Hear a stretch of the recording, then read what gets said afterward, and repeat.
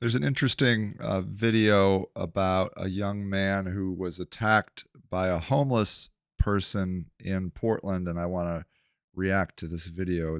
There's a lot of interesting things going on it. For 22-year-old Jacob Hollenbeck, these windswept tents on the corner of Southwest 14th and Salmon are more than just a homeless camp. It really breaks my heart to see every day. Those living in these tents This guy's a 22-year-old young man, and those are 2 points that I want to make. Stereotypically, young men are seen as a problem in society, and generally, young people are looked down upon um, by society. are his friends. But I wanted to make sure that they felt welcome in the neighborhood, and it really grew into something special. He's been known in the area for So this guy must live in this community, and he hangs out and supports his homeless neighbors. helping people living on the streets. I just decided that I wanted to make a difference and help get some winter supplies. A few months ago, I would like to point out these tents all have tarps. Tarps are the secret to taking, and you can tell these are really crappy tents, primarily just because of the rain flies. I don't know if I can tell the brand name, but you probably just got them at Walmart or whatever. he started a GoFundMe, raising nearly Oh, that's a Kelty tent. Kelties are all right. It's better than that brand. I can't remember the brand offhand at Walmart. It's just a shitty tent. It's what I slept in on Christmas Eve. $3,000 in 2 weeks. The tents you see over there, that tent, that tarp, were things that I was able to buy for them. A lot of people. What's very interesting is he bought tents and put them up, and they were not swept right away. That's different than Akron and many other places in America. They might hear your story and see what you're doing and see it as enabling this crisis. I think that So this is a question, I guess. Are we enabling? And I'd like to talk a little bit more about that in a minute. we have to think about what it means to be unhoused. And once you become unhoused, how do you get back into housing? And there's no way, just looking at this crisis, to get back into housing if you aren't given certain supports. I would like to make a point that, we are only talking about one option: housing, housing, housing. You must have a house. You must live in one of these square or these rectangles, in one of these big rectangles. We've got to free our minds on different ways of living. In return, those at this camp are looking It's very condescending and arrogant for people to look at another person and be like, you need to live exactly like me because the way I live is perfect. out for him. Late one night, Hollenbeck was threatened by another homeless person. So I was coming back from getting some food at around 11 p.m. when I saw an unhoused person who I knew from the area. Had actually just helped them that night, gotten him some dinner. And when I came back, he told me to give him my food, and I told him that I was planning on eating it. And before I could offer to even share it, he grew really belligerent. He has a lot of mental health and drug problems, and he had a shard of glass in his hand, and he was telling me that he was going to kill me, and I was paralyzed. So, these are difficult stories because this creates a trigger response in people that hate homeless people, because this kind of story could go viral over at Fox News. And you'd be like, hey, deadly dangerous homeless people at the corner of blah blah blah and blah blah blah. And so it makes this case that we need to do something much more aggressive for our homeless community.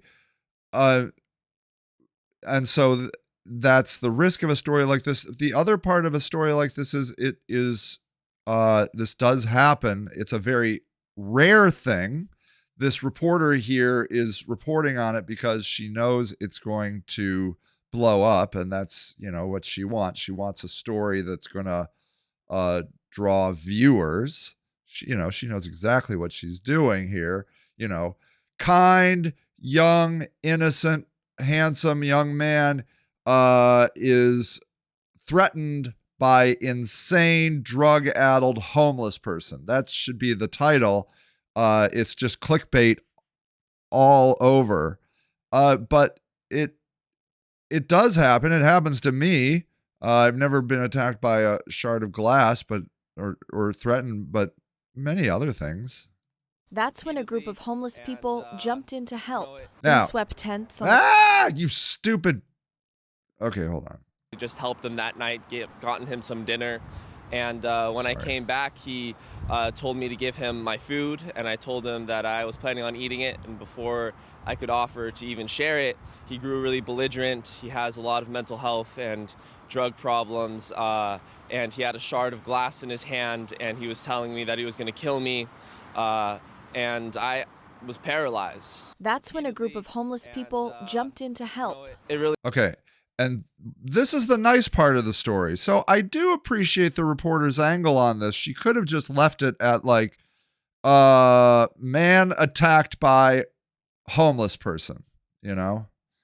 But the story does go into the next dimension in that the homeless people came to this guy's rescue. was not something I expected from them. They were in their tents. They could have just stayed there, but they really Keep that in mind. They were in their tents. It wasn't like they were just sitting outside talking to this guy. They heard the thing and got out of their tents to come to this guy's rescue. risked their lives to protect mine, and that really means a lot to me. So this is something I see constantly. So I see homeless people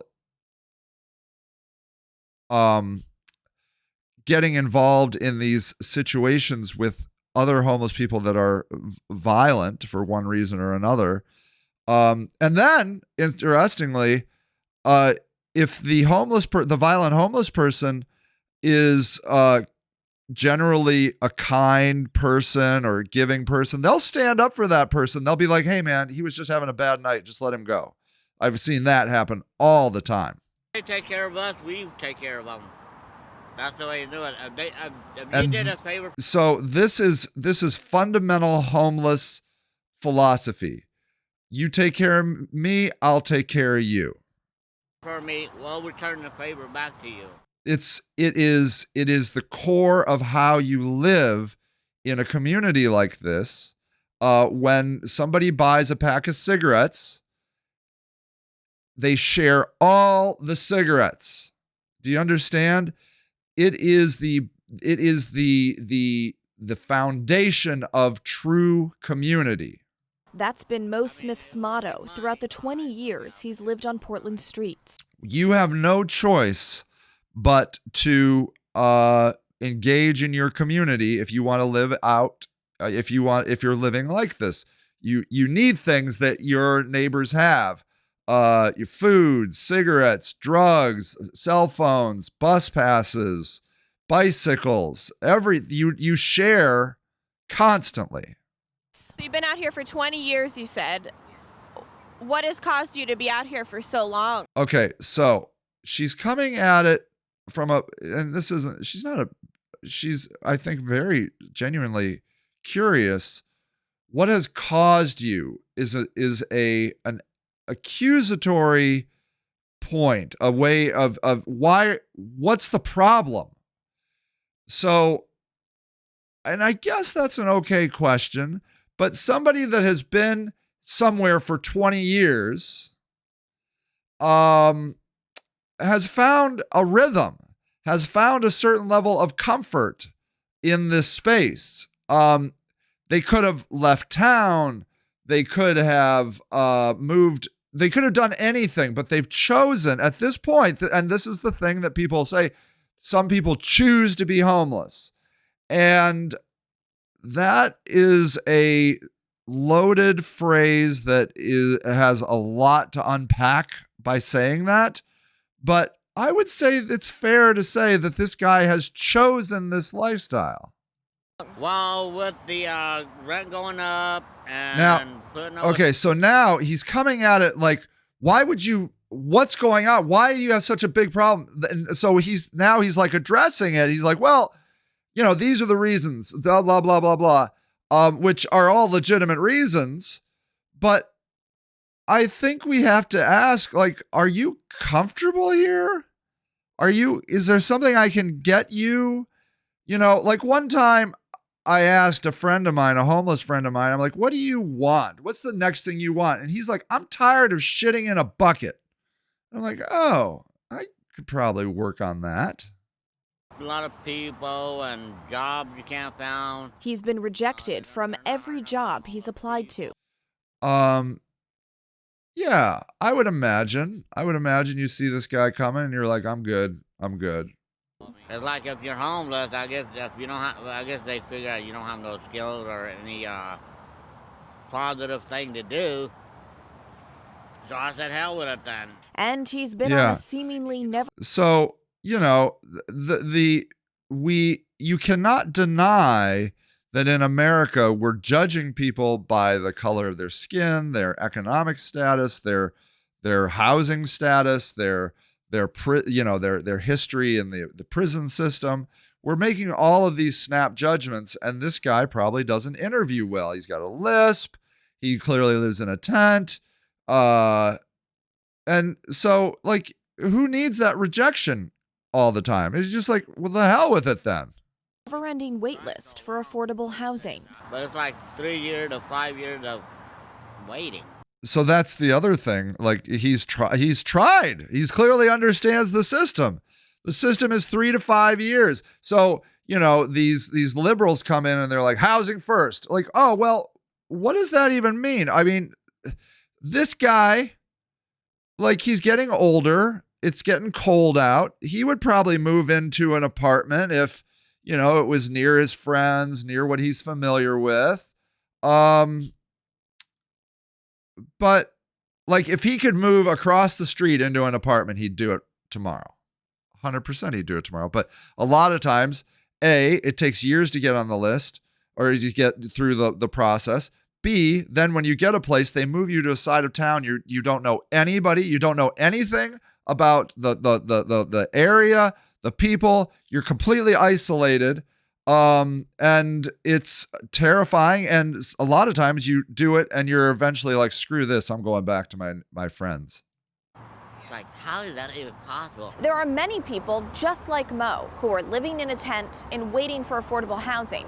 According to city data, those living on the streets face a 5 to 10 year wait list for affordable windswept tents. Okay, I'm going to punch this screen. So this reporter is saying very clearly that it's a 5 to 10 year wait list to get a house. Those living on the streets face a 5 to 10 year wait list for affordable housing, which can seem like a never-ending cycle when that's the only hope you have to hold on to. What is it that you need to get off the streets? Okay,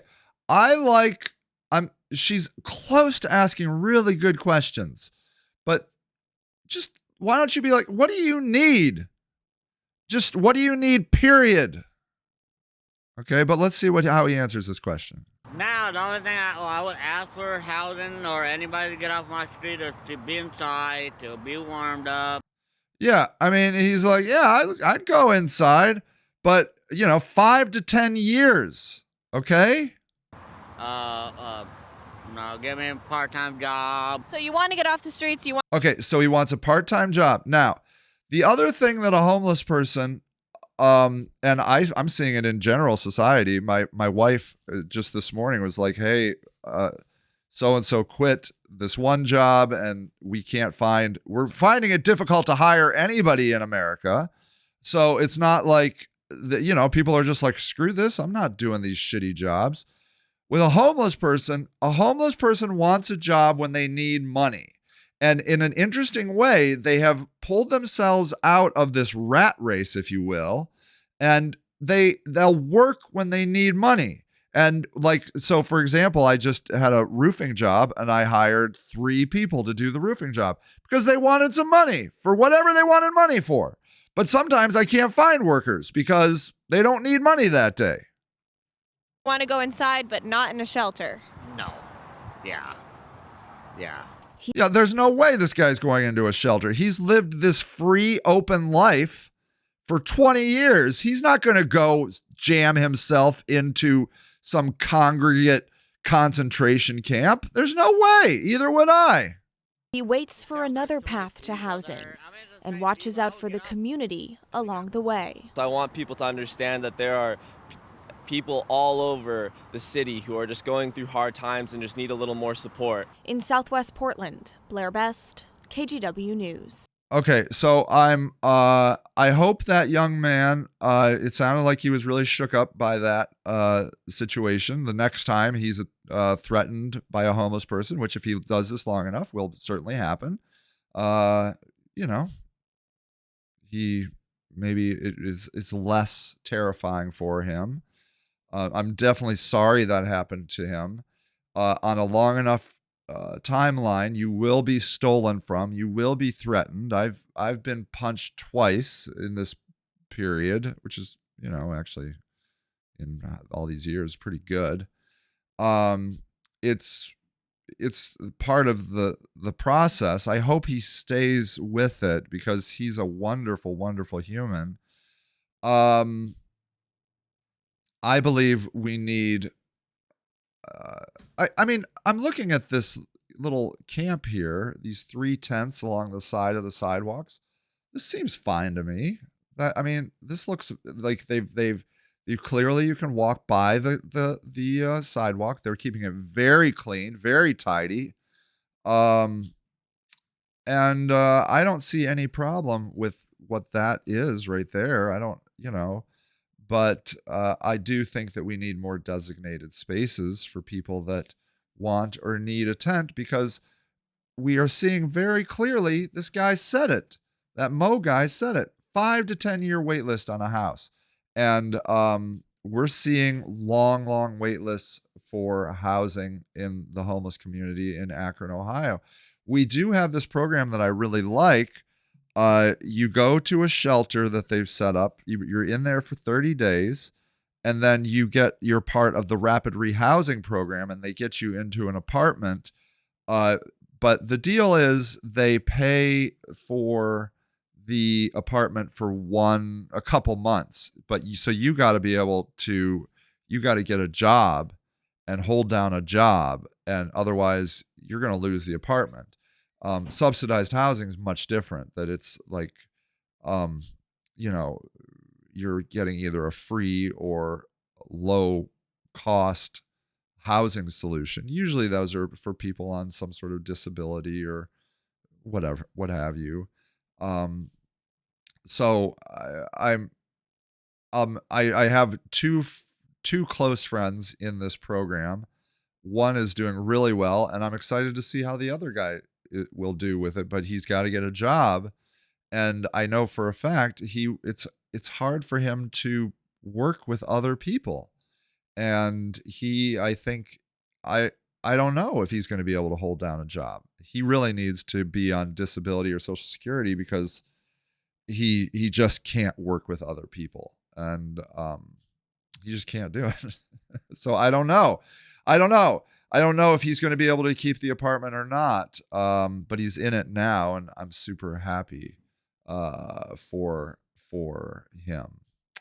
We got to just keep innovating. We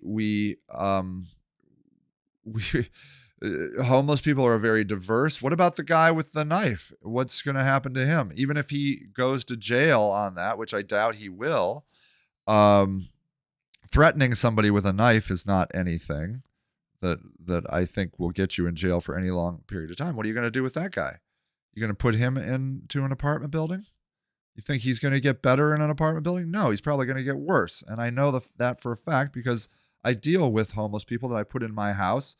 The house sometimes makes them go insane. They believe that people are coming, sneaking into their room, are trying to kill them.